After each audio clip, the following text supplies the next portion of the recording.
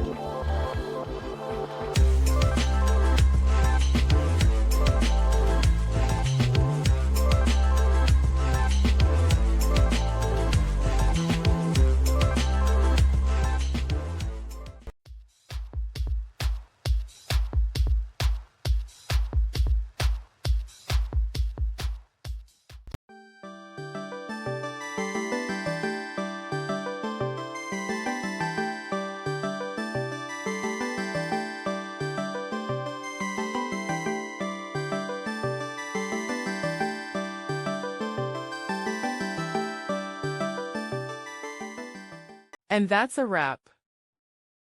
I hope you found the answer you were looking for. If you did, take a second to hit that subscribe button. It really helps out. And let me know in the comments which solution worked best for you. See you next time in the debug zone.